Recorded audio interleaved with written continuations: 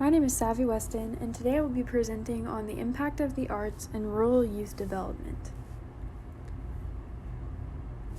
A common problem is that the arts are a vastly underutilized tool for rural development. The arts can boost economies through tourism and consumption, create jobs, and be used as diagnostic tools for communities, among other things. Despite these benefits, many rural communities fail to place emphasis on cultivating them. I spent the summer in Frederick, Oklahoma to observe a community and a school system with an opposite approach here. Here, high school students have competed in national competitions for art and design and won awards for their work. The school system has taught students to make careers out of their interests and not just in the visual arts. With this in mind, my objectives for the summer were to interview administrators, students, and teachers, take a tour of the high school and the art program, and while doing this, collect materials, photographs, and other relevant details to deepen my understanding of how the program worked. Then I would create a compendium intended for replication in other schools and share findings with rural educators. I developed 3 categories of interview questions based on status as teacher, student, or administrator. These are examples of some of the questions that I asked based on that categorization. One factor that commonly affects art programs in small schools is a lack of financial support. To alleviate this, Frederick has 2 alternative forms of income used to support things like its art program. The first is the Educational Enrichment Foundation. For decades, this foundation has been a valuable resource for Frederick's school system. In the current school year, it offers up $24,000 to be used to pay competition fees for educational software, new books, and more. This money often comes from community members themselves.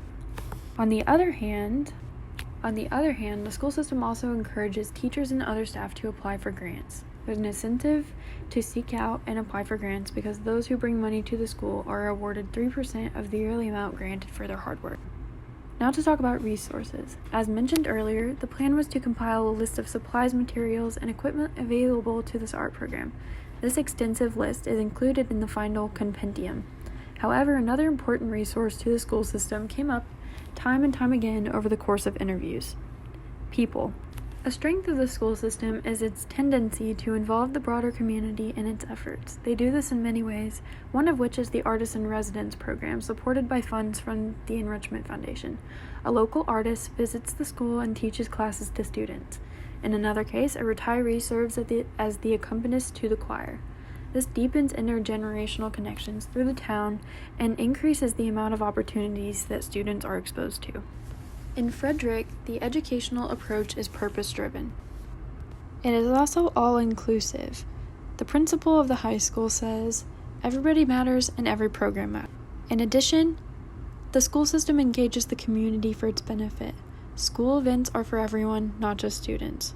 Programs like the Artist in Residence program encourage participation in education at all levels and broaden the scope of opportunities that students are exposed to.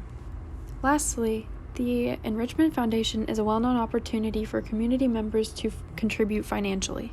Over time, people have seen the evidence of the money used for education and they want to give because they trust its causes. The official compendium expands on all, showing more specific instances of how Frederick accomplishes these things. All in all, it includes resources that make this program successful, student outcomes and impact, photographs of the school environment, educational resources, breakdown of funding, and regional statistics and public data to provide context. Research shows that students who find a niche in school do better in many areas, including academic achievement. The students interviewed expressed that this was true for them, and they attribute many of their successes and opportunities to the school system. By creating this compendium, the intention is to share it with educators to give insight on how to build art programs, as well as larger education systems that expose students to different opportunities and prepare them for the future. Thank you for listening to my presentation, and I will now answer any questions.